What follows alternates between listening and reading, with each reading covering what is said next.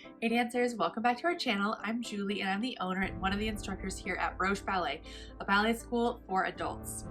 We are today here in my home studio. We have the wonderful Otis over here helping us out and the wonderful Tina over here also helping us out. Dogs are very helpful when we are doing ballet. So today we are going to be talking about getting back into the studio after being home from this little break in quarantine. So we're going to talk today about what I'm seeing from dancers back in the studio and how you can keep dancing at home, keep your technique, all that good stuff. So if you haven't already heard the news, we have unfortunately had to close the doors of our Denver studios permanently. So we are going to be operating only as an online studio going forward. So this means that we are doubling down on everything, helping you dance at home, helping you keep your technique, helping you supplement your in-person classes, and helping you and supporting you from our location here to wherever you are in the world. So what we're talking about today hopefully will help you regardless of if you're at home and don't have a local studio, or if you do have a local studio and you're looking to get back into it after your time at home. So we are open here at the studio in our Denver location. We are open for just about 2 weeks this month to see our dancers again one more time before we have to close up shop. So what's really cool about this is that after this little 3-month period of being home, helping the dancers online only through Zoom in our live classes, I get to see them in the studio again, get to see them in person and see how our work has been doing. So I get the feedback from what we've been teaching, what we've been working on, and what they've been able to work on at home. So what I'm seeing in the studio are a couple of things that people are doing awesome and a couple of things that we want to keep focusing on when we're at home. Now, awesome stuff. I've seen the dancers who've been continuing to take classes online, especially those who've been taking advantage of the wonderful options that are out there right now, whether that's from our studio and our online membership, or if that's from anywhere online, all the live classes going on, all the wonderful celebrity ballet dancer classes going on. Those of you who've been keeping up at home and doing something, even if it's just a little bit every day, have continued to improve and excel, especially in flexibility and strength. These are two areas where even if you've just been doing a little bit every day, I'm seeing that dancers have improved a lot, and that is super, super cool. Some dancers have had a specific bone to pick with one step or one exercise and have like really gone hardcore on that. So some people came back with like an amazing arabesque or like a really pointed foot or some really specific questions about technique that they've been learning on the internet. And that's all super, super fun and cool. I love these things that people have been working on, and I know a lot of people are worried about losing their technique or developing bad habits or doing everything wrong or whatever it might be, but I really haven't seen that happening, especially for the dancers who've been at least doing something over this period of time. Maybe the very last thing that they had just started working on has slipped a little bit, but I haven't seen too many new bad habits developing. Dancers we can kind of self-correct. We can kind of be mindful about our body, especially if we're at home and working slow and carefully. We can really think about what we're doing, analyze our own body, and analyze our own technique at home. And you'll have been doing a great job at that for those of you who've been keeping up, especially with any kind of class where you have a video feedback and the teacher can give you tips here and there. So having said that, couple things that I am seeing that we all can be more mindful of when we're at home. So number one, staying up off of your standing heel.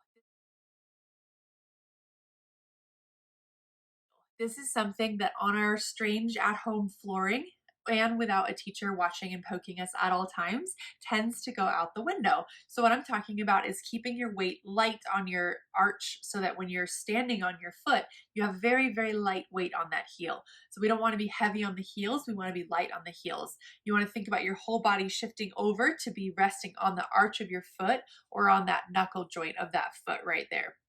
So that keeps us on our toes, ready to relevate any second, or if you're in point shoes, ready to pop up on point at any second. That's something to really watch for at home. Again, if you've got strange flooring, if you've got a weird bar at a weird height, this can be more of a challenge to even execute on, much less without that reminder from a teacher. So remind yourself of that every once in a while, check in, see if you're up off your heel or if you're really heavy in your heel on your standing side. Number two, I think everybody, including myself, came back with a little case of the Sickles.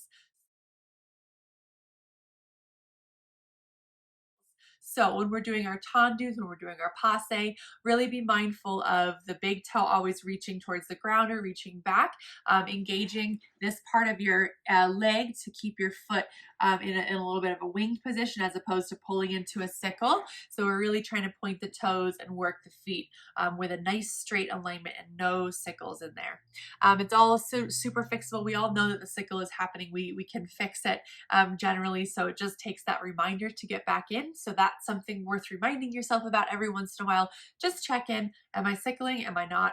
Especially if you don't have a mirror at home, it can be harder to feel all of this stuff yourself. So you can kind of check internally and start to feel what a sickle feels like. So the ankle sometimes doesn't have as much sensation, so it's harder to feel when you're sickling. And so this is really going to challenge all of us when we don't have a mirror to be able to feel the sickles and be able to correct it without a teacher or a mirror helping us see that visual. Okay, last thing that I'm seeing is the ability to memorize combinations. So this has gone both ways. Some people have really improved at memorizing combinations because they've been forced to kind of think about it themselves. There's no dancers to watch in the room. Sometimes the teacher's not even doing it with them. But sometimes this one has actually been a little bit worse because if you're at home, there's not as much pressure to do it right. So sometimes we're not actually working as hard to memorize the combinations because we're not really being as precise with it. So when you're at home, challenge yourself to remember the combinations. Challenge yourself to work really hard at remembering it. Maybe watch the teacher a little less through on the camera, on the view. Try to really focus on yourself. Maybe even challenge yourself to like turn away from the computer or the phone for one of the sides so you can practice remembering the combination without looking at it, because that's something that it is a little bit harder to force yourself to do at home versus in the studio. One last tip for you all around motivation and pushing yourself when you're at home. So what the last thing that I'm kind of hearing from dancers is that they feel like they're not able to push themselves as hard at home as they are in the studio when the teacher is with them. This is always a tricky one, but I would say a couple of things. Number one, turn your camera on when you're on a live class. That gives you that accountability of the teacher watching you and maybe will give you that same kind of feeling of accountability.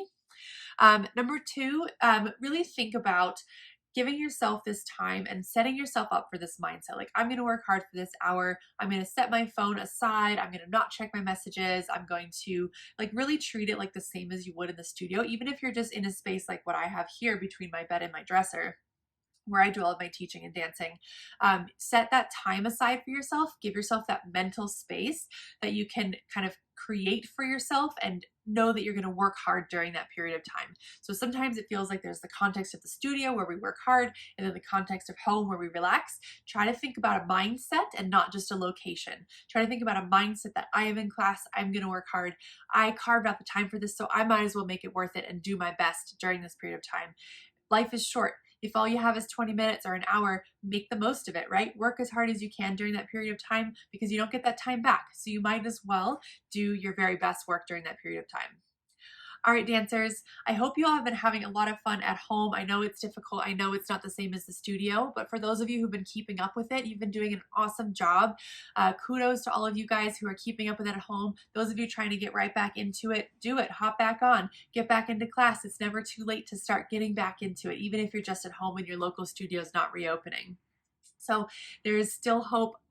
There is still the ability to get back to what you love, even if it's in a different way and forces you to be a little bit more creative with yourself and your space and your environment. So until next time, I hope to see you guys in some online classes. I hope to see you around the YouTube channel more, and I hope to continue serving you in this online way going forward. Until next time, take care.